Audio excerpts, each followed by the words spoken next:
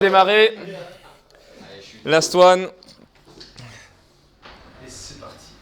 Yes, bonjour à tous, c'est de nouveau Nico de la chaîne Mindfit. Aujourd'hui, on a un invité de marque, un Français. Hey. Non, peut-être. On a Pierre-Élie Bernard, et qui est les Chroniques de la douleur. Je te laisse te présenter, PO. Bonjour. Bonjour, PO. Salut. Donc moi c'est Pierre-Élie, c'est mon prénom, Bernard mon nom de famille. Je suis ostéo depuis 12 ans. J'essaye d'avoir une approche basée sur les sciences, ce qui est relativement rare dans le milieu. Donc je suis ostéo depuis 12 ans, avec une spécialisation particulièrement dans la prise en charge des douleurs. C'est-à-dire que j'ai continué à me former sur le sujet en faisant un diplôme universitaire, en faisant d'autres formations avec des gens qui sont très très compétents là-dedans. Et ensuite, je me suis formé sur la prise en charge plus spécifiquement des sportifs. Je pratique un petit peu. Je pratique de la force athlétique à un niveau très très très moyen. Voilà, je suis le pratiquant intermédiaire par définition. Les Chroniques de la force. Ouais, non, c'est pas, voilà. Je m'amuse, je progresse à mon niveau, tranquille. Et je fais donc de la vulgarisation sur YouTube à la base, avec une chaîne que j'ai appelée Les Chroniques de la douleur, que j'ai créée il y a longtemps, mais j'ai commencé à poster dessus en 2020. Et après, j'ai créé un compte sur Instagram en 2022. J'ai fait quelques vidéos qui avaient fait un peu de bruit. J'avais fait une vidéo sur est-ce que porter lourd c'est mauvais pour le dos. Première fois que j'ai fait un squat à 100 kg, je me suis dit mais au fait, est-ce que je risque pas de me péter le dos en faisant ça? Donc j'ai cherché ce que disait la littérature scientifique sur le sujet. Et je pense que celle qui a le plus fait couler d'encre, c'était est-ce que porter avec le dos rond c'est mauvais pour le dos? Voilà. Et à côté de ça, du coup, je suis formateur sur la prise en charge des douleurs chez le sportif. Formation qui s'adresse principalement aux professionnels, hein, donc ostéo, chiro, kiné, et j'ai quelques éducateurs sportifs également qui l'ont suivi. Cool. La première question qui me vient à l'esprit, notamment suite à ces rires, c'est pourquoi l'ostéopathie est-elle mal perçue? Mal perçu par qui?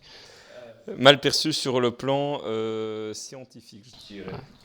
Alors, je dis mal perçu par qui parce que, en fait, quand on regarde dans le public général, dans la population générale, l'ostéopathie n'a pas spécialement mauvaise réputation. En fait, il y a beaucoup de gens qui vont consulter l'ostéo.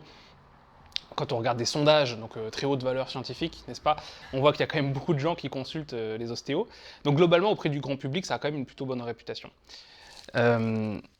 Après, il y a effectivement des critiques qui sont faites vis-à-vis de l'ostéopathie et qui sont tout à fait justifiées, et notamment dans le milieu scientifique ou dans les milieux sceptiques en général.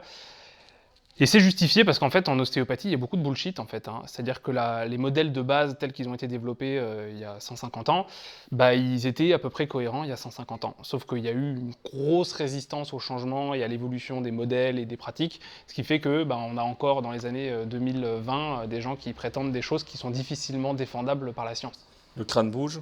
Par exemple, le crâne bouge, les os du crâne bougent, par exemple, des prétentions thérapeutiques pour lesquelles on n'a aucune preuve. Il m'a replacé ma vertèbre? Alors ça oui, alors là on est plus dans les modèles explicatifs de ce qui se passe quand on manipule, mais par exemple quand on regarde même sur certains sites de syndicats d'ostéo, on voit encore des trucs qui disent que l'ostéopathie va être indiquée dans les cas d'anxiété et de dépression. Ok, je veux bien que tu me montres quelles études montrent qu'on a des effets là-dessus, ou alors même dans la prise en charge d'hémorroïdes, me demande pas comment. Cool. Je ne sais pas. je ne sais pas. Maintenant, on sait qu'il y a, quand on regarde la littérature scientifique, on sait quand même que, c'est là toute la difficulté, c'est que beaucoup de modèles utilisés sont dépassés, sont bullshit. Et en partie aussi parce que le fondateur était très empreint de spiritualité, etc. Donc c'est vrai qu'il y a des gens qui ont tendance à pratiquer l'ostéopathie d'une manière quasi mystique. Et donc, ces modèles, ils ne collent pas, mais en même temps, on se rend compte que l'outil principal qu'on utilise en ostéo, à savoir la thérapie manuelle, on a de plus en plus de données qui montrent que ça a un intérêt, en fait, dans la prise en charge des douleurs. Voilà, si on reste sur ce champ de compétences-là, dans la prise en charge des douleurs, la thérapie manuelle a un intérêt. C'est pas magique, ça fait pas tout, mais ça a un intérêt. Et c'est là où c'est un peu compliqué, c'est que on se retrouve avec des modèles explicatifs totalement pétés, mais une pratique qui a un intérêt. Et donc c'est là où des fois ça colle pas, quoi. Le bas blesse. Bah ouais, c'est que les gens ils vont mieux, mais peut-être pas pour les raisons qu'on pense, quoi. Ah ouais, ok. Ouais, c'était aussi un des sujets de reel que tu avais fait dernièrement, justement. C'est possible. Peut-être que c'est peut-être pas pour les raisons qu'on pense. Exactement. C'est ce que tu avais tendance. Et en fait, ce qui est intéressant, c'est qu'il y a une approche un petit peu plus basée sur la science qui essaye de se développer laborieusement chez les ostéos. Alors ça se développe vachement plus chez les kinés que chez les ostéos, mais on retrouve un peu les mêmes problématiques chez les kinés en fait, hein. C'est-à-dire qu'on retrouve aussi des modèles théoriques qui semblent un peu moins tirés par les cheveux sur le papier, mais qui sont faux aussi, pour expliquer pourquoi les gens vont mieux ou pourquoi les gens ont mal. Du style, si t'as mal au dos, c'est parce que t'es pas assez musclé. Ou alors, si t'as mal au dos, c'est parce que t'as des déséquilibres musculaires ou posturaux. Et tout ça, c'est des choses où en fait, ça peut sembler cohérent, mais quand on regarde la littérature scientifique, on se rend compte que c'est probablement pas pour ça que les gens ont mal, et c'est probablement pas parce qu'on règle ça que les gens vont mieux. J'allais dire justement, tu me tends la perche. J'ai failli dire une bêtise en disant tu tends le bâton. Mais c'est notamment sur le déséquilibre postural. Est-ce que pour toi, le travail postural, c'est surcoté ou justement sous-coté, quoi? Peut-être tu me diras, écoute, ta question, elle n'est pas assez complète. Vas-y. Voilà. Est-ce que tu peux préciser Voilà, qu'est-ce que tu appelles travail postural et pour faire quoi? C'est vrai que c'est un peu global, mais dans le traitement de la douleur, et est-ce que ça peut en fait expliquer, oui, donc effectivement certaines douleurs et qu'il faut retravailler sa posture pour avoir moins mal. Alors il y a un papier qui était paru je crois que c'est dans le British Journal of Sports Medicine, qui parlait du mal de dos, qui disait en gros 10 facts every person should know about back pain, donc 10 faits que tout le monde devrait connaître à propos du mal de dos. Ouais. Et il y a l'un de ces faits qui est que la posture semble vachement moins importante que ce qu'on pensait pour la douleur. Et notamment, ils disent c'est ok d'être avachi, c'est ok de se tenir de travers, c'est ok de se pencher en avant même quand on porte des charges, parce que c'est pas parce qu'une position ou un mouvement est douloureux que c'est ça qui est la cause de la douleur. C'est-à-dire que des fois, je te vois, tu dis je comprends pas. Des fois, en fait, on a certains mouvements qui peuvent déclencher une douleur. Ça veut pas dire que le mouvement il est mauvais en soi. C'est un peu la même chose avec des postures. Des fois, il y a certaines postures qui peuvent devenir moins confortables ou un peu plus douloureuses. Ça veut pas dire que la posture est mauvaise en soi. Ça veut juste dire qu'il y a plein de facteurs qui ont pu faire que certains tissus sont devenus sensibles et qu'à ce moment-là, ils ont plus de mal à supporter cette position ou ce mouvement-là. Ça ne veut pas dire que la position ou le mouvement sont mauvais, ça veut juste dire que là, tout de suite, ton corps il arrive moins bien à gérer cette position ou ce mouvement. Je te donne un exemple. Vas-y. Si tu as un coup de soleil et que tu vas sous une douche tiède, c'est possible que ça te fasse un peu mal. Si tu vas sous une douche chaude, il y a des chances pour que ça te fasse très mal. Est-ce que ça veut dire que l'eau chaude ou l'eau tiède est dangereux pour ta peau ? Non, ça veut juste dire que là, tout de suite, tes tissus sont devenus plus sensibles et qu'ils supportent moins bien l'eau chaude ou l'eau tiède. Et en fait, c'est une analogie qu'on donne de temps en temps pour dire, là, en fait, votre dos, il a comme un coup de soleil. C'est-à-dire qu'il y a une sensibilité des tissus, il y a une irritation des tissus qui fait qu'ils supportent moins bien ce truc-là pour l'instant. Ça veut pas dire qu'il ne faudra plus jamais que tu te douches avec de l'eau tiède ou de l'eau chaude. Ça veut juste dire qu'il faut réussir à calmer le coup de soleil et ensuite tu pourras faire ta vie, quoi. Et en fait, c'est un peu la même chose avec le mal de dos, lombalgie commune, donc le mal de dos classique, on va dire, où il n'y a pas de pathologie derrière, il n'y a pas une fracture, ou il n'y a pas ce genre de choses. Donc le mal de dos classique, on sait qu'il y a des structures qui sont sensibles. L'objectif, ça va être de trouver des moyens de les rendre moins sensibles. Ça peut passer par le fait de modifier temporairement la façon dont tu te tiens ou la façon dont tu bouges, mais c'est temporaire en fait. C'est juste, si ça te fait mal de te tenir comme ça pour l'instant, ok, on va essayer de faire différemment pour l'instant. Puis une fois que ça ira mieux, tu fais ta vie, quoi. Mais le fait de se tenir avachi ou le fait d'être un peu penché ou quoi que ce soit, on sait que c'est pas des facteurs de risque de développement de douleur, en fait, contrairement à ce qu'on pense. Et d'ailleurs, ces dernières années, on va plus dans le sens de dire aux gens, détends-toi. T'es plus à l'aise en étant avachi, mets-toi à l'aise, en fait. Vaut mieux être comme ça plutôt que d'être comme ça en permanence, parce que, en fait, tu vas plutôt créer des tensions et une fatigue musculaire qui risque de te poser problème, quoi. Donc, détends-toi, tranquille. Donc on peut prendre toujours une douche tiède ou chaude si on veut, quoi. Oui, si c'est bien comme ça, il n'y a pas de problème. Parce que je suis pas un grand adepte de la douche froide. Moi non plus. Okay, je suis pas maso. Hop là. Putain, celle-là est passée. Je suis pas maso. J'ai parlé technique. Ouais. J'ai parlé un peu de technique aussi avec Thibaut dans le podcast. Thibaut de Smart & Strong. Ouais. Et je voudrais ton avis par rapport à ce que tu sais, par rapport aux connaissances que tu as acquises. Surtout, mine de rien, tu pratiques aussi le powerlifting, même si peu importe le niveau, tu pratiques. Est-ce que la technique sur un exercice a de l'importance pour ne pas se blesser ? J'aurais tendance à dire, ça dépend de quoi on parle quand on parle de technique. Alors personnellement, je suis un adepte des techniques moches. C'est-à-dire que j'ai aucun problème à faire un mouvement qui est dégueulasse visuellement, tant que je suis confortable, comme ça. Je vais t'expliquer pourquoi. Quand je dis ça dépend de quoi on parle en termes de technique, Si tu parles d'un mouvement qu'on fait de manière totalement random, de manière un peu chaotique et non contrôlée, on peut se dire que oui, peut-être, potentiellement, ça peut être problématique, parce que, surtout sur des mouvements où il y a une charge, par exemple, ou alors sur des mouvements où il y a beaucoup de force, donc l'explosivité, la vitesse, etc., on peut se dire que si effectivement le mouvement n'est pas contrôlé, bah, on peut mettre potentiellement des forces importantes sur des tissus qui ne sont pas préparés. Et pourquoi ils ne sont pas préparés? Bah, parce que si c'est fait de manière totalement random et qu'on ne fait pas ces mouvements-là de manière régulière, bah, les tissus ne sont pas préparés. Donc oui, si c'est ça que tu entends par la technique, oui, si tu fais des trucs totalement non contrôlés, ouais, peut-être ça peut être problématique. Par contre, si c'est un mouvement qui est contrôlé, auquel tu t'es exposé progressivement, et dans lequel tu es confortable, j'ai tendance à penser, au vu des données que j'ai pu voir, que c'est pas un problème. Et on a pas mal de données sur différents exemples. Le grand exemple qui a fait énormément débat, c'est celui du dos rond quand on porte une charge lourde. Où en fait, on a tendance à dire oui, mais dos rond, flexion lombaire importante, contrainte plus importante, etc. Oui, sur le papier, quand on regarde les études de biomécanique, c'est vachement moins évident. Quand on regarde effectivement ce qui se passe au niveau lombaire, en termes de contraintes qui ont lieu sur les lombaires, quand on fait par exemple un soulevé de terre avec beaucoup de flexion, c'est pas évident qu'il y ait plus de contraintes sur les lombaires quand on met plus de flexion. Il y a même des études qui disent l'inverse, en fait, que tu te retrouves dans une position où il y a peut-être moins de contraintes. En plus, c'est un mouvement où tu es plus efficient, a priori, techniquement, tu peux être plus fort. C'est d'ailleurs pour ça que la plupart des forceux ont de la flexion lombaire, même s'ils disent qu'ils n'en ont pas. Quand on mesure en labo avec des vrais... C'est ça que j'allais dire, la flexion lombaire, en fait, elle est inévitable, même si tu as l'impression que le dos est droit visuellement de l'extérieur. Tout à fait. Quand on mesure vraiment avec des outils qui sont fiables, parce que nos yeux sont assez peu fiables, mais quand on mesure avec des outils fiables de labo, on se rend compte que oui, il y a plein de flexions. Donc à partir du moment où c'est utile, où c'est inévitable, bah, autant préparer les tissus en fait. Et on a des données, je pense par exemple, on peut regarder l'article de Louis Howe, je sais pas comment on dit, et Greg Lehman. Oui. Donc Greg Lehman c'est un physio, et donc un kiné, et Louis Howe il est préparateur physique. Et en fait il parle spécifiquement de ça, c'est Getting Out of Neutral, donc en gros quels sont les risques et les bénéfices à sortir de la zone neutre quand on porte des charges lourdes. Et en gros leur conclusion c'est, bah en fait une flexion importante, pas forcément maximale, mais une flexion importante ne semble pas être plus risquée, et ça peut avoir des avantages en termes de performance. Et le truc, c'est que le mieux, c'est de s'y préparer, en fait. Donc, on peut préparer les tissus.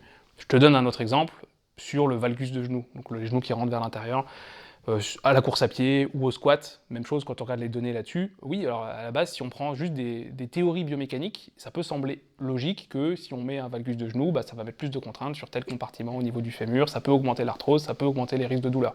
Quand on fait des études où on regarde les gens qui bougent comme ça et on les suit sur le long terme, est-ce qu'ils ont plus de douleur? Bah non. Ou alors, si on se dit, ah bah tiens, on va essayer de mettre en place des données, on va essayer de mettre en place des exercices pour corriger ce valgus, on va aller renforcer les fessiers parce que ça va faire une rotation externe de fémur, donc ça va limiter, bah ça change pas vraiment la façon dont ils bougent en fait les gens. Donc en vrai, on peut se poser la question pourquoi tu bouges comme ça, et si tu es à l'aise comme ça, bah très bien en fait. Ouais, pourquoi tu casses la tête en fait? Bah, en fait, si t'es bien comme ça, à partir du moment où tu as une suffisante progressivité dans ton programme d'entraînement et que ton corps il prend le temps de s'adapter, c'est pas un problème. Donc, pour moi, si je devais mettre sur une échelle d'importance à quel point une technique est belle, selon certains critères déterminés par je sais pas qui, et la gestion du volume d'entraînement et de la progressivité, il n'y a pas photo quoi. Pour moi, c'est la programmation qui va être largement plus importante, et la progressivité, la récup à côté, etc. Si t'es bien comme tu fais, même si c'est pas joli, moi j'ai pas de problème avec ça. Okay. Voilà. Ouais, ça me semble clair. Voilà. Parfait. D'ailleurs, j'en rajoute un truc. Fais-toi plaisir. J'ai une newsletter où j'envoie aux gens que ça intéresse des résumés d'articles ou de conférences. J'en ai lu quelques-unes, notamment avec la comparaison du jeu d'échecs. Ah oui, tout à fait. Très bien, celle-là aussi. C'est sur les illusions, peut-être, où je parlais de sur l'illusion, mais je sais plus si c'est aussi, tu parlais de Diffey dernièrement, c'est une des dernières newsletters, Diffey sur la douleur, je crois, quelque chose comme ça aussi. Et ben alors, là, une des dernières que j'ai envoyées, c'était justement sur une conférence qui avait été faite par Greg Lehman, justement, au San Diego Pain Summit, qui est donc un congrès international sur la douleur, et il avait fait une conférence qui s'appelait « Quand la biomécanique n'a pas d'importance ». sous-entendu dans la prise en charge ou dans l'apparition des douleurs. Et il donnait cet exemple-là du valgus de genou, et en fait, donc du coup, c'est une conférence qui dure 50 minutes, je vais essayer de la retranscrire un petit peu en français, et ça, les gens peuvent la recevoir, je te mettrai le lien en cliquant dessus, les gens peuvent la recevoir, et j'ai également l'article sur la flexion lombaire, le dos rond, au deadlift, ça je l'ai mis en article libre, les gens peuvent le lire sans être abonnés à la newsletter, donc ça intéressera, je pense, certaines personnes. Ouais, beaucoup, ça c'est top, quoi. Si je ressens de la douleur, ça veut dire que je me suis blessé. Vrai ou pas faux? Non, je Non, mais du coup, pardon? C'est une bonne question. C'est une bonne question. Donc, je ressens de la douleur, donc forcément, je me dis, là, je me suis flingué quelque chose, quoi. En plus, il y a 2 semaines, c'est exactement ce qui m'est arrivé. J'attaque un Romanian deadlift, je fais un ramp up, je monte progressivement la charge, j'ai une répétition indiquée, je monte et je me sens vraiment bien, donc il n'y a pas de souci.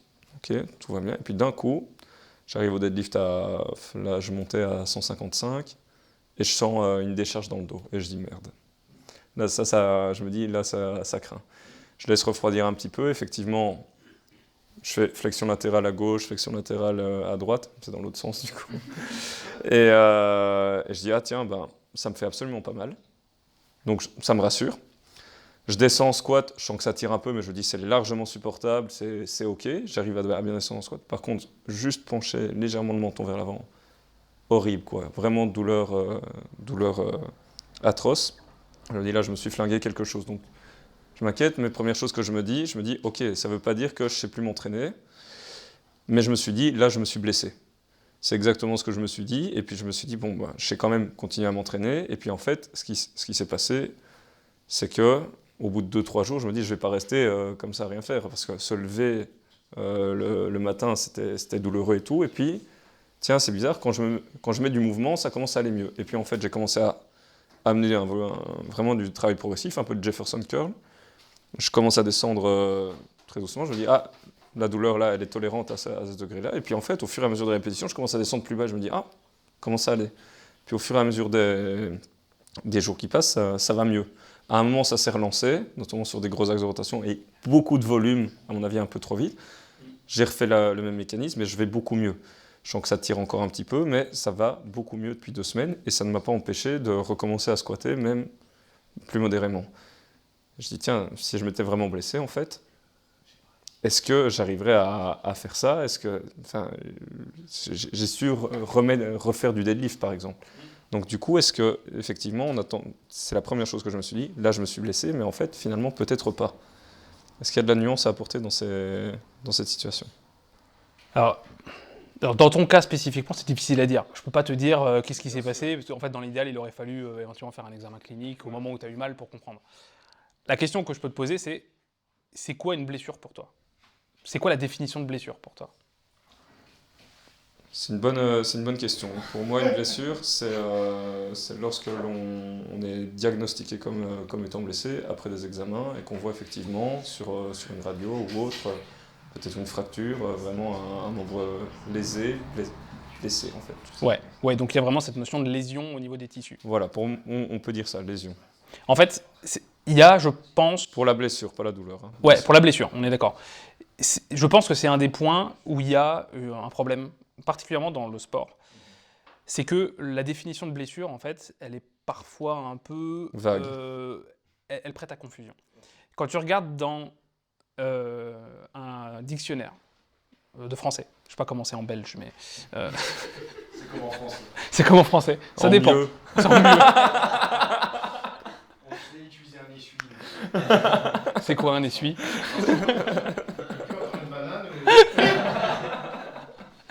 Donc, quand tu regardes dans un dictionnaire de langue française, quand tu regardes la définition de blessure, ça parle de lésion tissulaire, en gros. Quand tu regardes les définitions de sports injury, donc en anglais, en gros, il y a une notion qui n'est pas évidente, c'est qu'on peut parler de blessure dans le milieu du sport à partir du moment où il y a une plainte qui peut apparaître à l'entraînement et qui peut potentiellement altérer l'entraînement ou la performance. Le problème, c'est que là, il peut y avoir une grosse confusion avec la douleur. C'est-à-dire qu'une grosse confusion avec la douleur, parce qu'on peut se dire, je faisais mon entraînement, j'ai ressenti de la douleur, j'ai pas pu continuer à m'entraîner de la même manière, donc ça peut rentrer dans la définition officielle de la blessure sportive. Le problème, c'est que, et ça c'est un des gros points que nous ont apporté les sciences de la douleur ces dernières décennies, c'est que douleur et blessure, douleur et lésion tissulaire, c'est des choses qui sont très différentes. C'est-à-dire qu'on peut avoir une douleur sans lésion.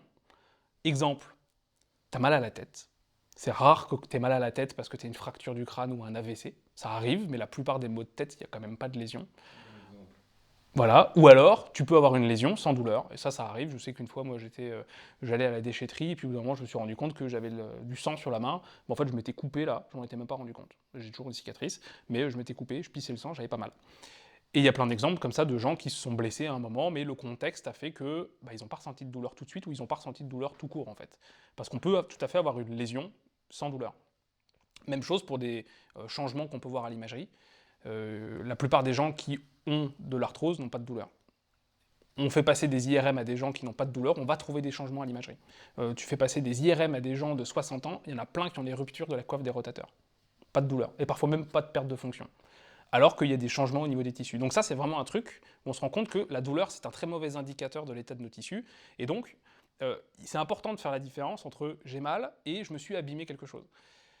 Et pourquoi c'est important ? Parce que les stratégies qu'on va mettre en place ne vont pas être les mêmes. Et la façon dont on va réagir à la douleur ne va pas être la même. Si tu penses que quand tu bouges en ayant mal, tu es en train d'aggraver ta douleur, ou d'aggraver ta blessure, si tu penses que tu as mal parce que tu t'es abîmé quelque chose, et qu'en bougeant ça te fait mal, donc tu es en train de te dire je suis en train d'aggraver ma blessure, du coup tu ne vas pas bouger. Tu vas te dire, dans ton exemple par exemple, si tu t'étais dit je me suis fait une hernie discale, dès que je bouge je suis en train, tu sais les fameuses images qu'on nous décrit tout le temps du style mais si tu vois le noyau qui vient appuyer sur l'arrière, machin.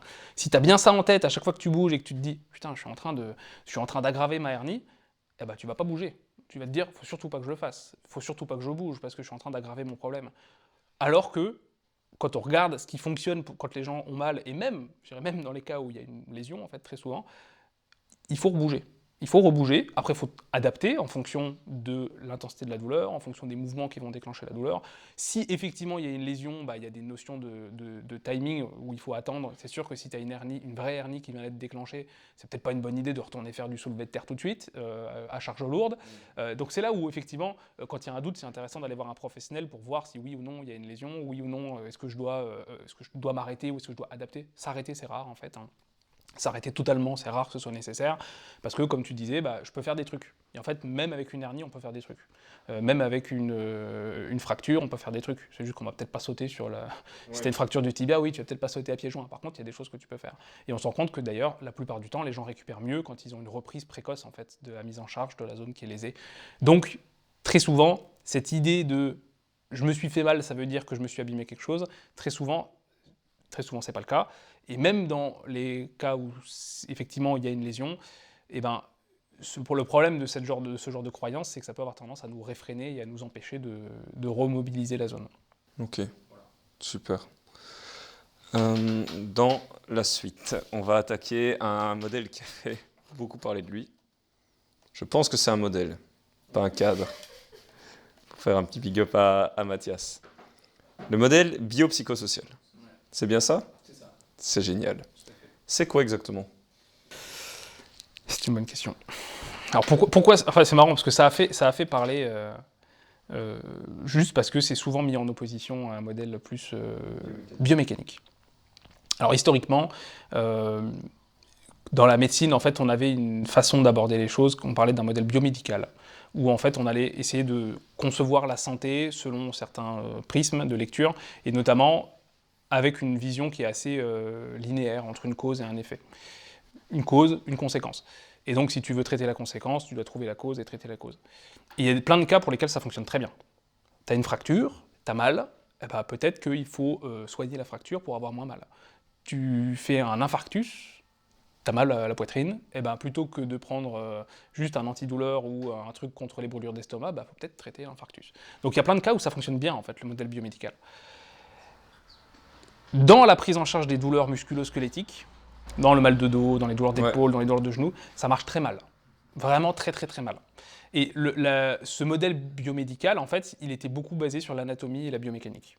C'est typiquement ah bah quand tu cours, ça met des contraintes sur ton genou, donc ça va user ton genou. Ou alors si tu te penches en avant, ça met des contraintes sur ton disque, donc tu vas te péter le disque.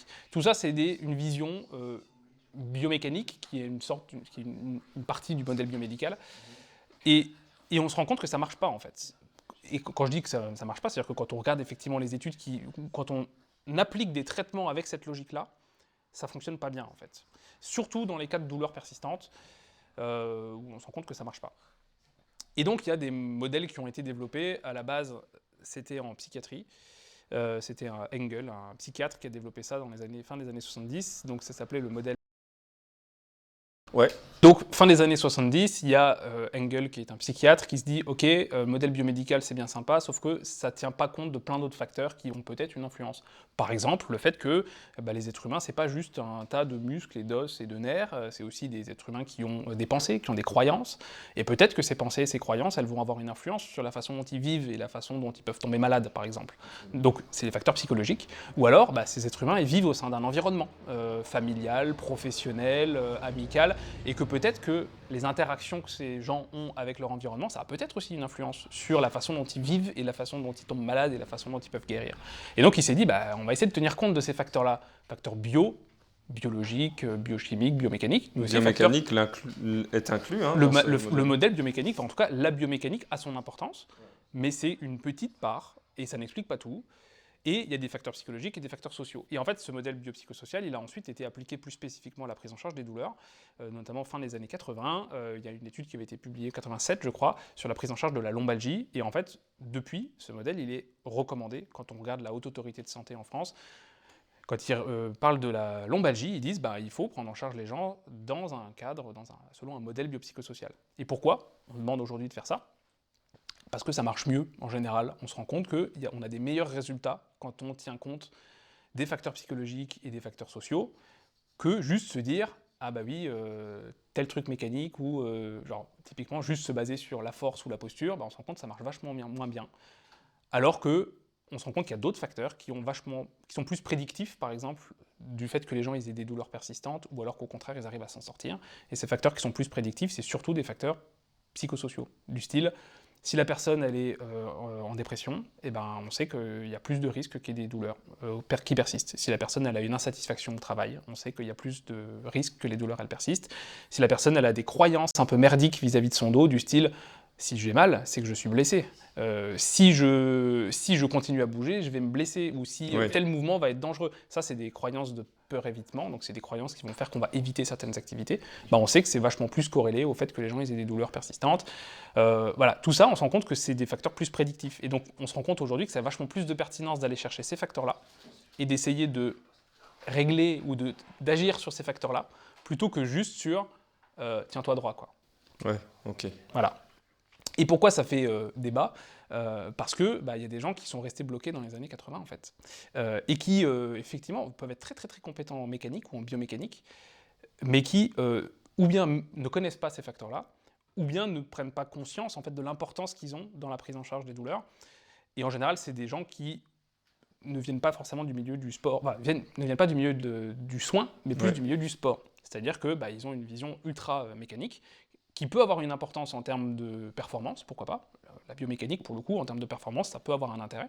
On en parlait justement dans le podcast avec Thibaut. Ok, j'écouterai. Mais en termes de douleur, on se rend compte que c'est probablement pas ça le plus important. Donc voilà, tenir compte un petit peu de la personne, de ses croyances, de sa compréhension du problème, de l'environnement dans lequel elle vit, parce que très souvent, ça a plus d'intérêt d'aller agir là-dessus que d'aller agir sur des trucs ultra biomécanique. D'accord. Prochaine question concernant les athlètes, justement. Ok. Est-ce qu'ils sont durs au mal ? Je m'explique. Est-ce que les sportifs ont une meilleure résistance à la douleur comparée à une population lambda ? C'est une bonne question. C'est une excellente question. Bon, je pense qu'on ne peut pas faire de règles ultra générales parce que ça dépend beaucoup des individus, de manière générale. Maintenant, quand on regarde... Alors, heureusement, tu m'as posé la question avant que je vienne, parce que ça m'a permis de chercher. Parce que je n'avais pas cherché de littérature spécifique sur le sujet, mais du coup, je me suis rendu compte que ça existe et c'est vachement intéressant. Et effectivement, on se rend compte que, alors, les études, elles ont été faites surtout sur des athlètes, donc des gens qui ont un niveau élevé, des gens qui sont dans des compétitions à un niveau national, international, donc ça sous-entend quand même des années d'expérience, ça sous-entend quand même une intensité, un volume d'entraînement assez important. C'est pas juste du sport récréatif, etc. Est-ce qu'on pourrait élargir ça au sport récréatif? J'en sais rien. Mais sur les athlètes, effectivement, on a des données qui semblent montrer que les athlètes ont probablement un seuil d'apparition de la douleur qui est plus élevé, c'est-à-dire qu'il leur en faut plus avant que la douleur n'apparaisse. Ils ont probablement une tolérance à la douleur qui est plus haute, c'est-à-dire qu'ils sont probablement capables d'encaisser plus de douleur avant de devoir s'arrêter. Et ils peuvent même avoir une douleur ressentie qui est probablement un peu moindre, donc potentiellement avoir un peu moins mal. Tu viens de faire la différence entre seuil et tolérance, ça c'est parfait par contre, c'est magnifique. Donc, effectivement, ça semble aller dans ce sens-là. Ce qui peut sembler logique, en fait, quand on y pense, je pense que ça peut sembler logique, tout simplement parce que si tu t'exposes, si tu te mets régulièrement dans des situations où tu es susceptible d'avoir mal, que tu arrives à comprendre pourquoi tu as mal, et que tu arrives à comprendre qu'on s'en fout, que c'est pas grave, et qu'en fait ça va passer très vite, et que en gros le niveau de menace perçu par cette douleur, il n'est pas énorme, c'est-à-dire que tu dis ok j'ai mal mais je m'en fous parce que en fait je connais et je sais que ça va passer, et ben en fait c'est normal que ce soit moins envahissant en fait. Je te donne un exemple, t'as mal, tu sais pas pourquoi t'as mal, imagine, hein, t'as mal, tu te réveilles un jour et tu sais pas pourquoi t'as mal. Et bah ça peut être vachement plus flippant que si tu te dis bah ok je sais, je viens de faire je sais pas, un leg extension, j'y suis allé à fond. Ah bah j'ai un peu mal au quadri. Bah oui, c'est normal, t'as mal au quadri, c'est normal, tu viens de bourriner ton muscle. Tu sais pourquoi t'as mal et tu sais que c'est une sensation qui est normale dans un cadre comme ça et tu sais que dans le pire des cas, t'auras peut-être quelques courbatures pendant 2-3 jours et ça va passer quoi. Tu comprends, tu sais que ça va passer, tu sais que c'est pas grave, du coup la douleur est vachement plus supportable. Par contre, t'as une douleur, tu comprends pas pourquoi elle est apparue, tu comprends pas ce qui l'augmente, tu comprends pas ce qui la diminue et tu commences à te dire putain, ça se trouve, je suis en train de mourir, et ben il y a des chances pour que tu aies plus mal. Un exemple, ça m'est arrivé une fois, j'ai eu des douleurs au niveau du thorax et j'arrivais pas à comprendre ce que c'était. C'est-à-dire que je n'arrivais pas à comprendre qu'est-ce qui les déclenchait, pourquoi elles étaient là. Mécaniquement, je comprenais pas pourquoi, c'est-à-dire que je bougeais dans tous les sens, ça changeait rien. Par contre, quand j'avalais quelque chose, ça me faisait super mal. Et il fallait que je m'appuie fort sur le thorax pour avoir moins mal. Je me suis dit, putain, c'est chelou quand même. Donc je suis allé chez le médecin. Et le médecin, elle disait, bon, je sais pas trop, mais elle m'a donné un truc en disant, je te donne ça, c'est pour le cœur. Si ça soulage, tu me rappelles tout de suite. C'est très rassurant. Hein. Je l'ai pris, ça m'a pas soulagé, donc ça m'a rassuré. Voilà, a priori, c'était pas le cœur. Je m'étais probablement fait une sorte d'ulcère à la con, parce que j'ai pris un anti-inflammatoire, c'est seulement après que j'ai compris. J'avais une douleur d'épaule, ma femme, elle m'a dit, tiens, prends ça, j'ai pas regardé, c'était un anti-inflammatoire, je m'étais probablement fait un ulcère ou un truc au niveau de l'œsophage ou de l'estomac. Ah ouais, ça fait très mal ça. Mais une fois que j'ai compris ce que c'était, bah déjà ça m'a... la douleur était plus gérable en fait. Une fois que je me suis dit ah c'est cool, je suis pas en train de mourir, tout de suite c'est plus rassurant.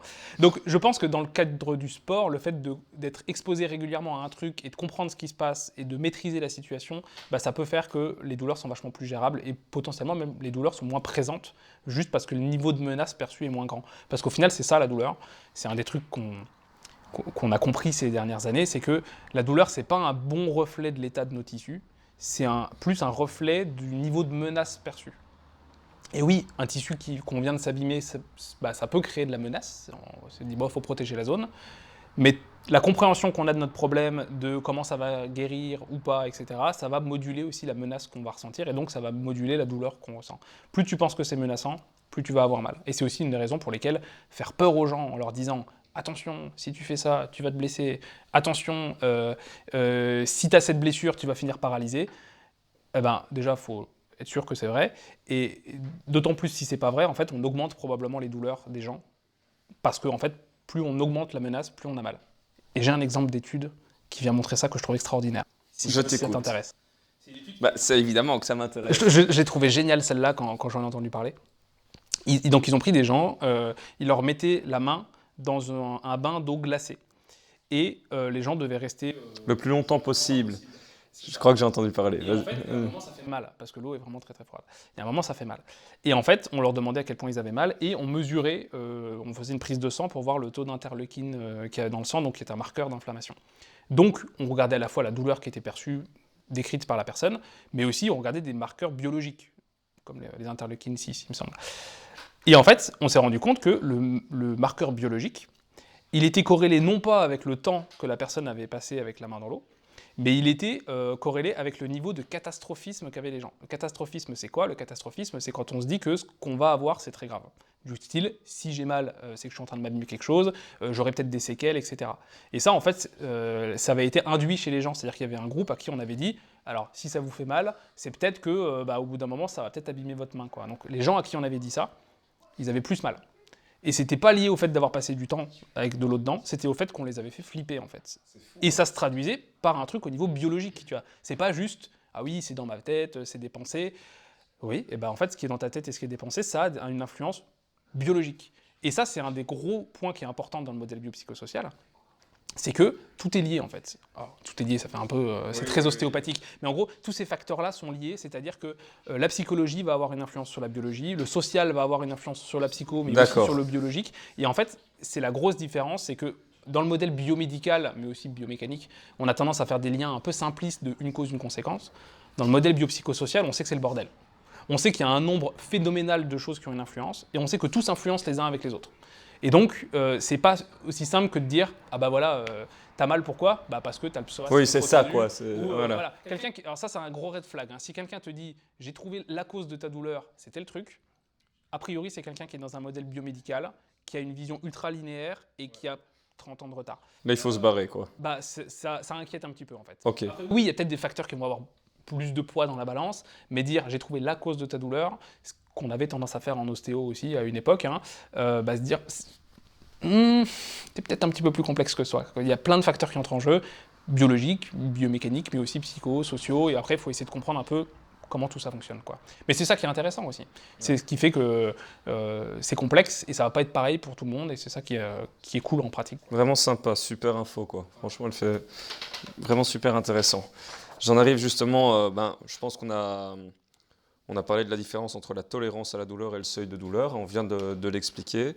Maintenant, si j'en fais une comparaison dans les efforts au niveau des athlètes, est-ce que des athlètes qui produisent des efforts intenses et courts ont la capacité d'encaisser plus de douleur que des athlètes d'endurance?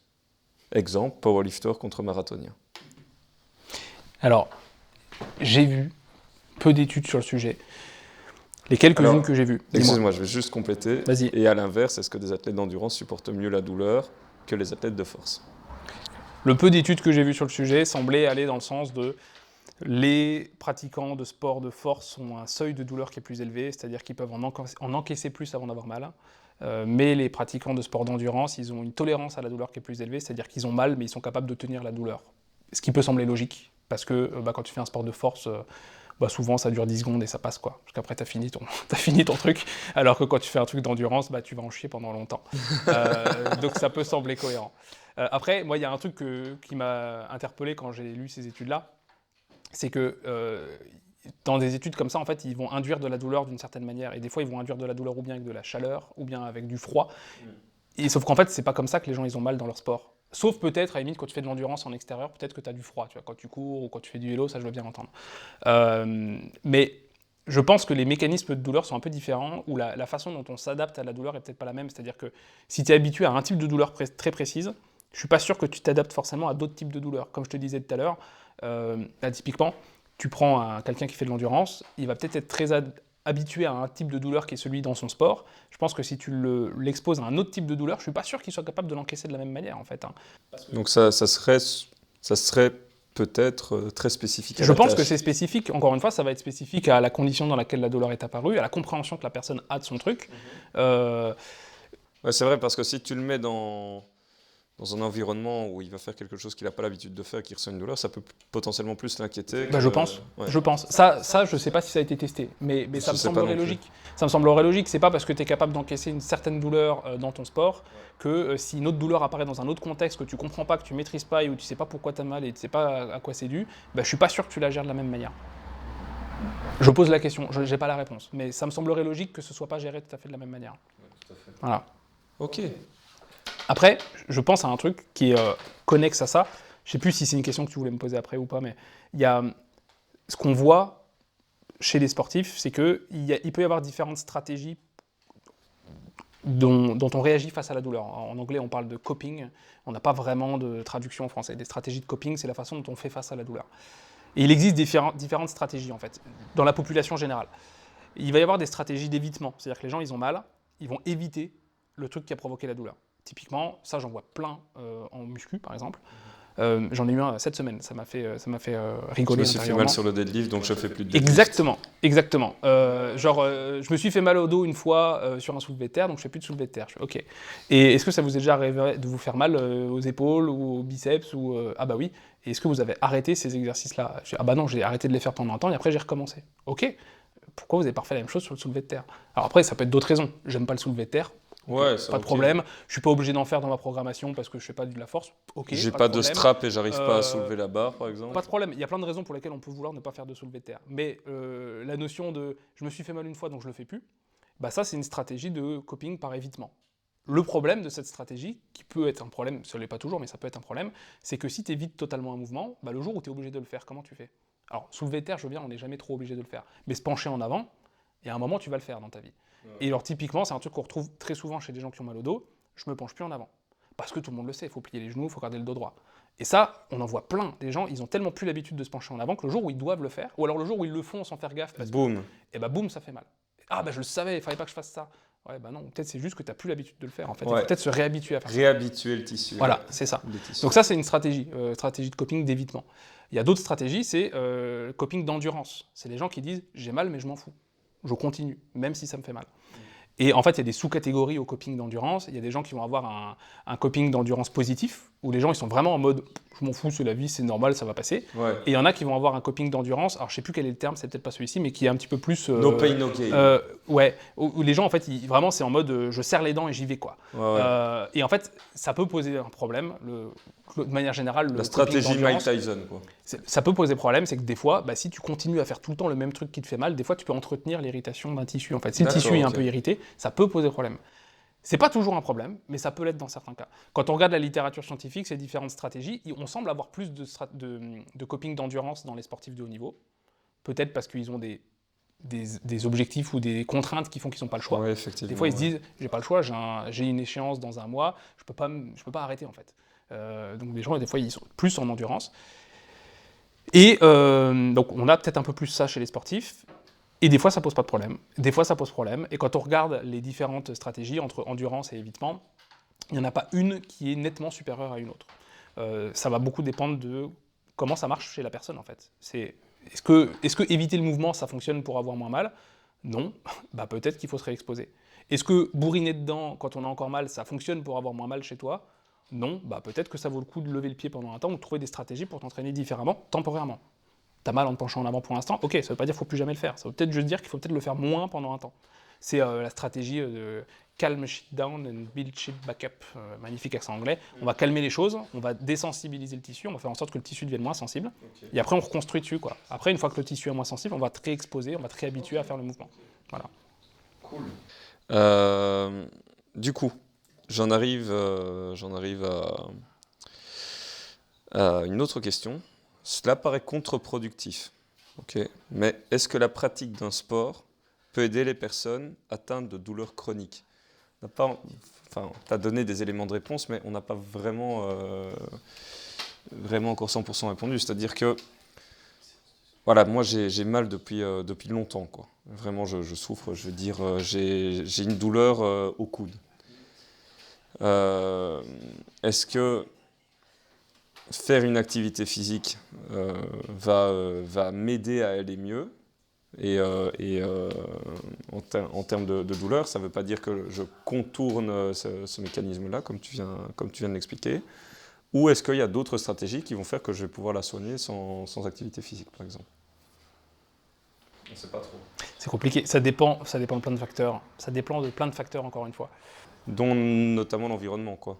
Alors, ça va dépendre déjà de quand on parle. Là, tu parles de douleur de coude. Ça dépend, est-ce qu'il y a un diagnostic précis qui a été posé ou pas.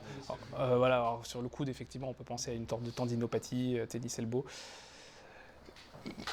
L'exemple que tu donnes, il est spécifique parce que ça ne sera peut-être pas la même chose pour quelqu'un qui a une lombalgie, par exemple. Quelqu'un qui a mal au dos. Genre, typiquement, au niveau du coude, on peut penser à une sorte de tendinopathie qui est souvent une question... Donc déjà, c'est en fonction de la localisation de la douleur.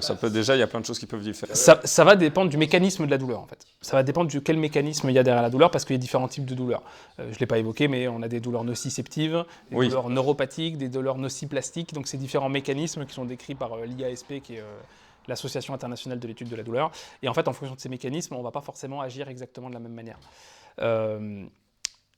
Et le truc, c'est que sur les douleurs de coude, effectivement, on peut penser à une problématique de tendinopathie. Et en fait, les mécanismes qui vont faire qu'on a une tendinopathie ne sont pas les mêmes que ceux qui peuvent expliquer qu'on a mal au dos. Maintenant, en général, quand on a des douleurs persistantes, oui, l'activité physique reste quand même une recommandation. Ça fait partie des recommandations. On sait qu'il vaut mieux être actif plutôt que d'être inactif. Maintenant, si tu as un sport qui va solliciter de manière très intense la zone qui est douloureuse et qu'à chaque fois que tu vas t'entraîner, ça va faire que les douleurs elles vont flamber, peut-être qu'il faut effectivement adapter ou trouver d'autres stratégies. Et c'est là où c'est pas évident parce que, comme je dis, oui, l'activité physique va être utile, pas forcément en raison de mécanismes qu'on entend de temps en temps du style c'est parce que tu vas être plus musclé, c'est parce que tu vas être plus endurant, c'est parce que ça va améliorer ta posture. Probablement pas. Il y a d'autres mécanismes qui sont probablement plus liés à des effets neuro-hormonaux et psychologiques. Neuro-hormonaux, notre corps va produire des trucs, il va produire des antidouleurs, il va produire des anti-inflammatoires, il va y avoir des choses au niveau du système nerveux, on a des voies inhibitrices descendantes, c'est-à-dire qu'on a des choses qui se passent dans notre moelle épinière qui vont faire que on va venir moduler les influx nerveux qui peuvent être à l'origine de la douleur. Bref, tout ça, c'est des facteurs qui sont plus neuro et chimiques. Et il y a des facteurs psychologiques aussi. Alors, je pense que ça joue peut-être plus intuitivement, j'ai tendance à le voir plus typiquement dans les cas de lombalgie, mais en fait, je pense que ça peut le faire pour un coude. Quelqu'un qui, on revient sur les facteurs psychosociaux dont on parlait tout à l'heure, quelqu'un qui pense que son dos il est fragile, si en faisant de l'activité physique, tu arrives à lui faire se rendre compte que son corps il n'est pas si fragile que ça, déjà ça peut faire un petit tilt dans sa tête qui peut le soulager. Du style, quelqu'un pense que son dos est vraiment en carton et en fait tu arrives à lui faire porter 35 ou 40 kilos, alors ça peut sembler ridicule pour quelqu'un qui est sportif, mais pour quelqu'un qui est ultra sédentaire, tu lui fais porter 35 ou 40 kilos sans douleur et le mec il se dit « Oh, putain, je pensais pas que j'arrive à faire ça ». Ouais, c'est déjà une phrase que j'ai entendue. Et ça peut faire un déclic dans la tête des gens, ils se disent « Ah ouais, en fait, je pensais pas ».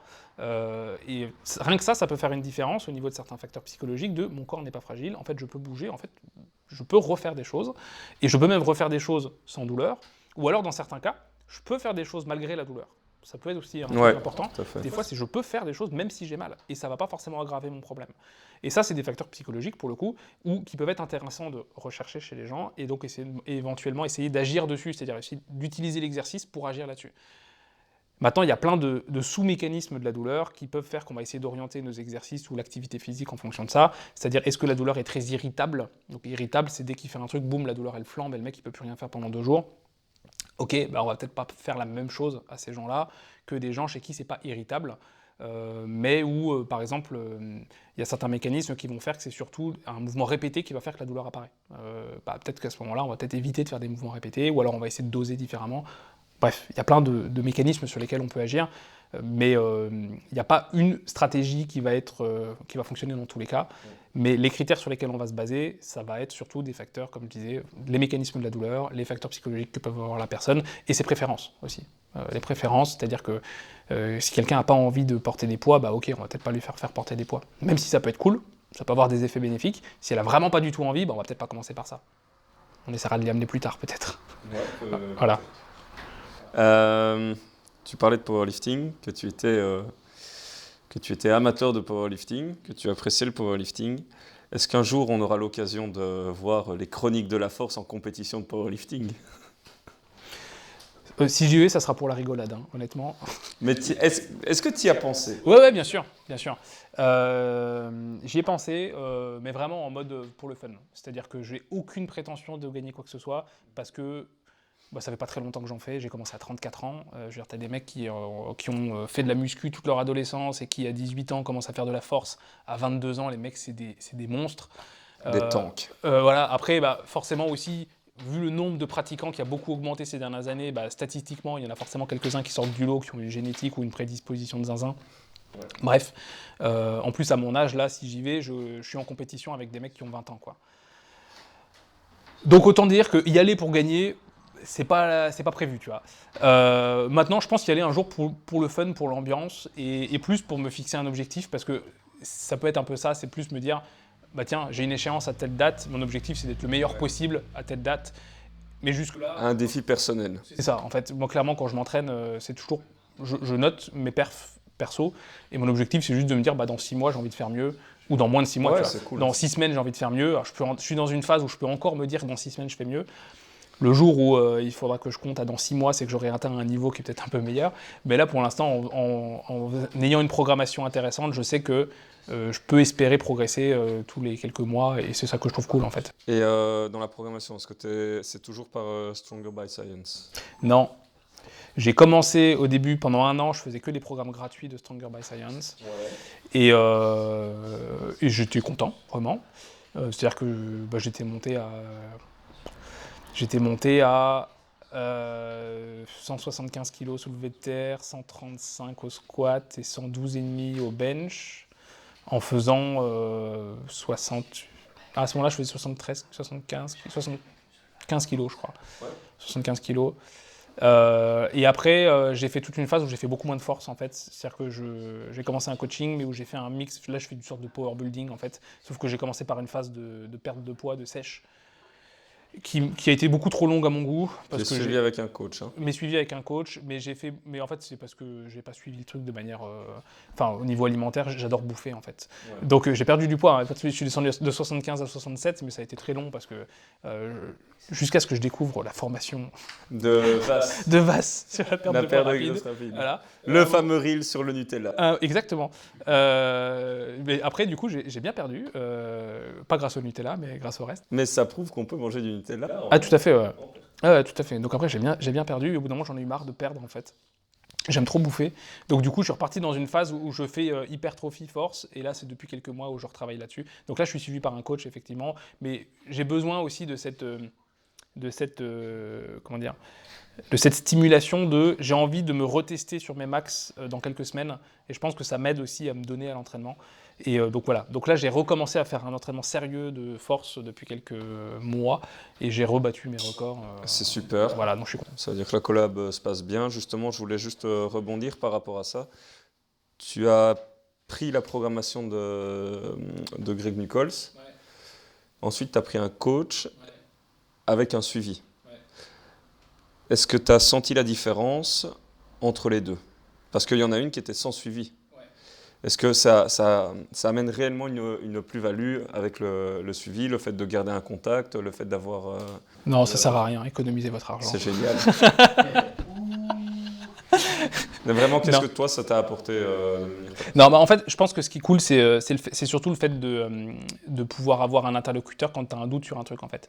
Ouais. Sur pourquoi, en fait, quel est l'intérêt de cet exercice-là, ou alors, tiens, là, je vais partir en vacances, j'aurais pas accès à une salle, qu'est-ce que je peux faire pour adapter, continuer à m'entraîner, ou alors, tiens, en fait, j'ai envie de changer d'objectif, et plutôt que d'aller rechercher un programme, machin.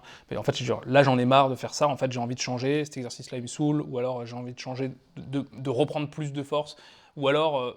un exemple, pendant un temps, en fait, j'avais 3 entraînements muscu et un entraînement force, sauf que mon entraînement force, je le faisais le dimanche.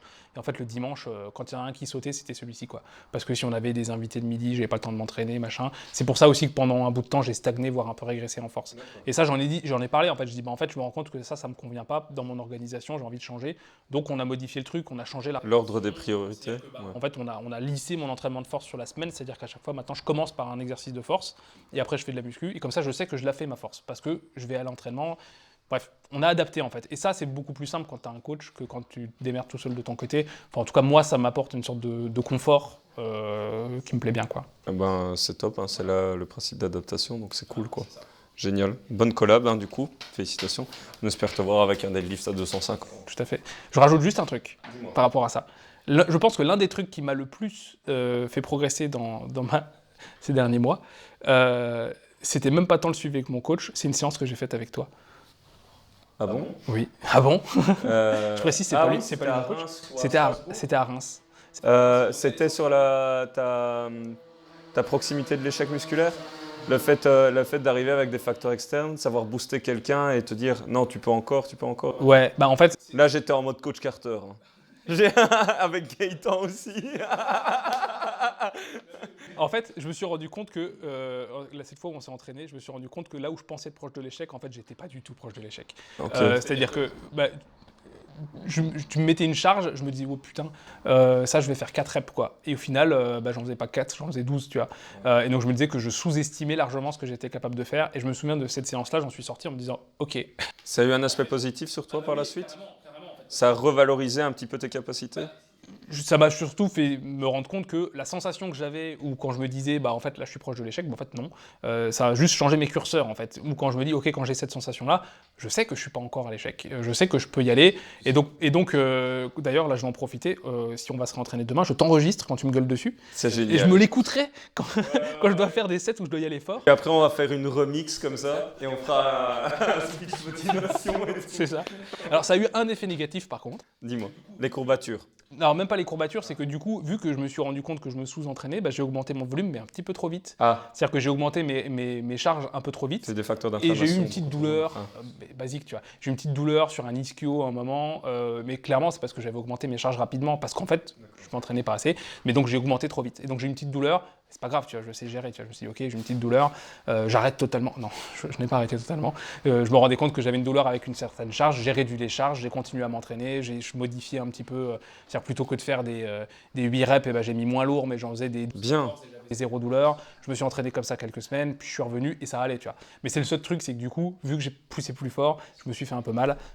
Adapter l'entraînement sur la douleur, je sais faire. Super. Donc ça allait. Mais voilà, c'était cool, ça m'a bien. Et du coup, je vois bien une amélioration aussi. Là, franchement, c'est un feedback qui fait plaisir, quoi, parce que c'est vrai que c'est la première chose qui ressort souvent chez les personnes que j'encadre, c'est ouais, là ça va pas, ça brûle, mais en fait, tu peux encore, je le vois.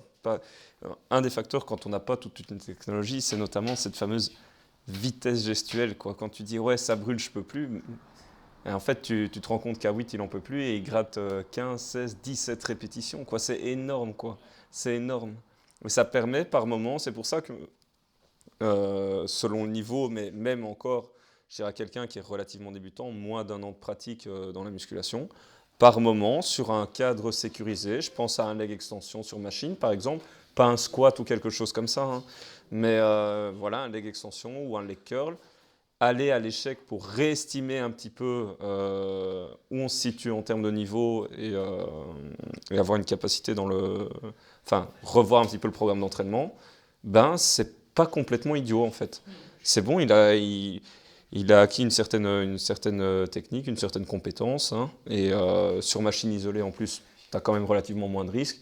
Tu peux y aller, quoi. C'est bon, on peut y aller, et ça permet aussi parfois un pic de confiance, quoi, tu vois. Donc ça, c'est plutôt cool, mais ça doit être mesuré par contre. Donc content, bon feedback, ça fait plaisir. On va parler un peu du cadre BP. Le cadre BP, mon cher PE, quelle importance tu lui accordes dans ta profession d'ostéopathe? Alors, moi quand j'étais étudiant en ostéo, je pensais naïvement que tout ce qu'on m'enseignait était prouvé. Je me suis dit, bah oui, l'ostéopathie c'est de la science, tu vois, ça se base sur l'anatomie, ça se base sur la physiologie. On était effectivement sur un truc, typiquement sur des explications mécanistiques, c'est-à-dire en gros il y a des mécanismes, on les extrapole et on se dit bah tiens, vu qu'il y a tel mécanisme ou vu qu'il y a tel truc, ça semble logique que bah tiens oui si on parle de biomécanique, quand on fait de la flexion dorsale de cheville, il y a un petit écartement au niveau du tibia-fibula en bas, donc si tu as ta tibio-fibulaire en haut qui coince, ça peut sembler logique qu'en bas ça fasse mal, puis du coup peut-être ça va avoir une influence sur le bassin, donc en gros va manipuler le talus pour soulager une cervicalgie, tu vois. De fil en aiguille, ça peut sembler logique. C'est pas parce que ça semble logique de fil en aiguille et que mentalement on trouve ça élégant que c'est effectivement ce qui se passe dans la vraie vie. Et ça, je l'ai appris que plus tard. Et je m'en suis rendu compte que plus tard. C'est pas parce qu'on nous a enseigné des choses, et même s'il y avait des gens qui étaient convaincus de ça et que quand ils pratiquent au cabinet, ils ont l'impression qu'ils ont des super résultats, que c'est effectivement ce qui se passe dans la vraie vie. Et pourquoi je parle de ça? C'est parce que l'approche EBP, donc la pratique fondée sur les preuve, on est conscient dans un cas comme ça que notre expérience personnelle n'est pas suffisante pour affirmer quelque chose. Parce qu'il y a plein d'autres facteurs qui entrent en jeu, qu'on n'est pas forcément capable de percevoir ou qu'on n'est pas forcément capable d'avoir le recul nécessaire, et que se baser sur des bonnes données scientifiques, c'est quand même toujours plutôt intéressant, à condition que les études aient été faites correctement. C'est toujours intéressant de tenir compte de ces éléments-là, en tout cas. Je dirais même d'un point de vue éthique vis-à-vis des gens qu'on accompagne, que ce soit en cabinet ou en coaching, je trouve ça quand même mieux en fait d'utiliser l'expérience combinée de centaines ou de milliers de personnes qui a été analysée, où on essaie d'enlever les biais, etc., pour comprendre qu'est-ce qui fonctionne vraiment. Donc ouais, pour moi, je pense que tenir compte des données de la science, c'est une question d'éthique vis-à-vis des patients ou des clients qu'on a, et même, je dirais à titre personnel, en fait, moi je trouve ça mieux. Ça ne veut pas dire appliquer bêtement ce qu'on a lu dans le dernier papier. Ça veut dire tenir compte de l'ensemble des données de la littérature, mais ça veut dire de la littérature, donc ça veut dire quand même se tenir un peu au courant de ce qui est publié dans son domaine. Et c'est pour ça qu'on ne peut pas être expert en tout non plus, quoi. On ne peut pas être expert en tout. C'est bien d'avoir aussi un domaine de compétences spécifique. En l'occurrence, ça sera la douleur, et plus spécifiquement la douleur, le sport. La douleur dans le sport, ça ne veut pas dire que je suis spécialiste de sport en général. Et c'est là que c'est intéressant de se créer un réseau d'autres personnes qui essaient d'être dans cette philosophie-là, dans cette approche-là, et on pourra déléguer notre confiance en disant tiens, un tel il a l'air d'être compétent pour analyser la littérature dans ce domaine-là, donc je vais écouter ce qu'il me dit là-dessus et je vais essayer d'en tenir compte dans ma pratique, quoi. On ne peut pas tout connaître. On ne peut pas tout connaître, non. Et puis même quand on connaît un truc, on se rend compte que 5 ans plus tard, en fait les connaissances elles évoluent et que peut-être on avait mal compris tel truc, et donc ça pousse à une certaine humilité aussi sur ce qu'on dit, et c'est pour ça aussi que tout à l'heure je parlais de red flag quand quelqu'un nous dit la douleur elle vient de tel truc, j'ai un autre red flag, c'est quelqu'un qui va affirmer c'est comme ça que ça fonctionne. Point, c'est comme ça que ça fonctionne. Ouais, je préfère quand même avoir quelques nuances en disant en fait pour l'instant vu les données dont on dispose, on a l'impression que c'est plutôt comme ça que ça marche. Il y a peut-être un peu de nuance à apporter. Et c'est vrai que malheureusement, les réseaux sociaux, et notamment les formats courts, la nuance ne vend pas. C'est compliqué. Alors déjà, la nuance ne vend pas, et c'est compliqué d'entrer dans des nuances, en 15 secondes, ou 7 secondes, ou 1 minute, ouais, effectivement. Mais malgré le fait que tu fasses des reels de 10 minutes, t'es quand même suivi, quoi. Donc ça, c'est plutôt positif, quoi. Ouais, je suis le seul à faire des reels de 10. Ouais, ça, c'est ouf. T'as réussi à faire le bug de la matrice. Hein. Ouais. Genre, on n'arrive même pas à le partager en story. Le truc, ça bug, c'est mes vidéos trop longues. Ah ouais, mais comme quoi, effectivement, il y a moyen de rester focus sur 10 minutes, quoi. Et d'attirer l'attention. J'arrive à hacker les gens parce qu'ils se disent c'est un reel, donc ils disent ça dure, ça fait 2-3 minutes, tu vois. Donc les gens ils commencent à regarder, puis au bout d'un moment ils disent mais ça fait combien de temps que je regarde ? Putain, ça fait 7 minutes, maintenant je vais continuer parce que j'ai envie de connaître la suite. Voilà. Et donc il y a plusieurs personnes qui m'ont dit putain, c'est la première fois que je regarde un truc aussi long sur Instagram. C'est incroyable, hein. C'est incroyable. Donc forcément on parlait d'Instagram pour booker un petit peu ce podcast. Est-ce qu'il y a une personne que tu recommanderais, ou si tu veux aller, des personnes que tu recommanderais, si tu en as plusieurs en tête, à suivre sur les réseaux, que ce soit Instagram, YouTube, et pas nécessairement dans le domaine des soins, pas nécessairement dans le domaine de la santé, ça peut être un kiff, juste un athlète, où tu te dis c'est cool, voilà, ou un dessinateur, ou peu importe, hein. Bref. Alors, si, je vais quand même dire des gens. Dans le milieu du soin, du coup, moi, des gens qui m'inspirent ou dont je m'inspire. Bon, relativement connu dans le milieu du soin, il y a Adam Meakins, qui est Ouais, il est top. Un physio anglais qui n'a pas sa langue dans sa poche. Il est top. Et c'est très particulier pour un Britannique, hein, justement, de réagir de cette manière-là. Hein. Je pense que au début, il était mal perçu. Oui, il l'est encore par certaines personnes. Et il y a certains trucs où je pourrais m'offusquer, parce que par exemple, il adore dire que la thérapie manuelle c'est de la merde, par exemple. Et il le dit encore, la thérapie manuelle c'est de la merde. Et ce qui est drôle, c'est qu'il a participé à l'écriture d'un article qui est sorti il y a quelques jours, là, au moment où on tourne cette vidéo, sur une façon moderne d'enseigner la thérapie manuelle. Alors il n'y a pas que lui, il y a plein d'auteurs, mais dont lui, et dont d'autres gens qui ont une vision qui est un peu différente, donc c'est assez rigolo. Mais où il explique effectivement comment en fait, les modèles explicatifs de la thérapie manuelle, les modèles explicatifs habituels de la thérapie manuelle sont totalement dépassés. Alors, classique, on remet une vertèbre en place, ça fait un bout de temps qu'on sait que c'est pas le cas, mais même des trucs du style, on va aller cibler très précisément telle vertèbre, on va aller l'amener en rotation, alors qu'on sait que c'est pas comme ça que ça marche, on sait que les effets sont pas vraiment liés à de la mécanique, mais plus à de la modulation de douleur au niveau neurophysio. Bref, je trouve ça vachement intéressant ce qu'il fait, même si effectivement il n'a pas la langue dans sa poche et qu'il dit que la thérapie manuelle c'est de la merde, j'aime bien ce qu'il fait en général. Et dans la même veine, il y a Skeptical Physio, qui est beaucoup moins connu, qui est un kiné, je ne sais pas s'il est anglais, bref, en tout cas son compte est en anglais, qui a aussi une approche un peu critique des choses dans le milieu du soin et notamment de la kiné. Parce que comme je le disais tout à l'heure, on a du bullshit en ostéo, mais il y a aussi beaucoup de bullshit en kiné, même si c'est pas le même type de bullshit. Ça va plus être du bullshit à base de posture, d'anatomie et d'outils thérapeutiques soi-disant miraculeux, mais qui ne le sont pas vraiment. Et un autre que je pense personne ne connaîtra dans tes auditeurs, c'est un ostéo qui s'appelle Oliver Thompson. Oliver Thompson, qui est un ostéo britannique, qui fait partie des ostéos qui essaient de publier dans des revues à comité de lecture, justement pour essayer de sortir l'ostéopathie de sa tradition un petit peu bullshitesque. Et il a sorti par exemple un papier sur le possibilisme anatomique, donc le fait que les choses sont anatomiquement ça se tient, tu vois. Les choses sont reliées, donc anatomiquement ça se tient. Et en fait, il explique que ça, c'est un truc qui est propre à l'identité de l'ostéopathie, tu vois, le fait de faire des liens de ouf entre le talus et les cervicales, c'est très ostéopathique. Sauf qu'en fait, quand on regarde les données de la littérature, c'est peut-être pas comme ça que ça marche, et peut-être que ça ne rend pas forcément service aux patients de leur faire croire que ça marche comme ça. Et donc lui, j'aime beaucoup ce qu'il fait. Il a publié plusieurs papiers, notamment sur l'ostéopathie, qui, pour certains ostéos un peu traditionnalistes, ils disent « Oh mon Dieu, il est en train de détruire l'ostéopathie. Globalement, les ostéopathes EBP, ils font plus de l'ostéopathie, ils sont en train de détruire la profession. » Non, on essaie juste de faire au mieux avec les données actuelles de la science, quoi. Donc j'aime beaucoup Oliver Thompson. Alors lui, c'est pas du tout un influenceur, c'est un chercheur plus qu'autre chose, mais il publie des trucs qui sont vraiment top. Ok, super. Dernière question avant de boucler le podcast. Où est-ce qu'on peut te retrouver et quels sont tes services ? Alors, sur YouTube, les chroniques de la douleur. Si vous aimez des vidéos de 40 minutes, n'hésitez pas.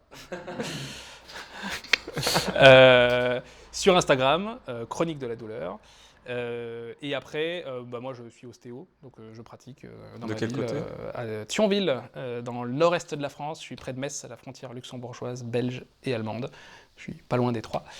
Donc dans le nord-est de la France. Et je propose de la formation, donc comme je le disais depuis un an, une formation que j'ai appelée No Pain No Gain, mais No Pain K-N-O, comme connaître la douleur. Voilà, No Pain No Gain. Petit jeu de mots sympathique. Où j'essaye d'allier un petit peu des notions de science de la douleur et science de l'entraînement pour pouvoir adapter, en reprenant en charge des sportifs douloureux, être capable de comprendre comment fonctionne la douleur, pouvoir expliquer aux sportifs comment ça fonctionne, comment on peut essayer de soulager la douleur par certains exercices, comment on peut adapter l'entraînement et savoir quand il faut renvoyer vers quelqu'un d'autre parce qu'il y a des fois où on ne peut pas tout faire. Le public cible de cette formation, c'est des professionnels, ostéo, kiné, chiro et éducateurs sportifs. Et des sportifs qui arrivent à bien s'autoréguler aussi. Alors j'en ai quelques-uns qui l'ont suivi, la formation. Ça reste pas, j'ai pas suffisamment de feedback pour savoir si c'est adapté. Je pense qu'ils peuvent y trouver quelque chose, mais c'est vraiment plus pensé pour les pros de la santé ou pros du sport. Super. Eh ben écoute. Merci beaucoup d'être venu. Eh ben merci. Et puis à la prochaine. Eh ben oui, on va pouvoir aller manger des frites. C'est génial. C'est parfait. J'adore. Super. Merci Théo.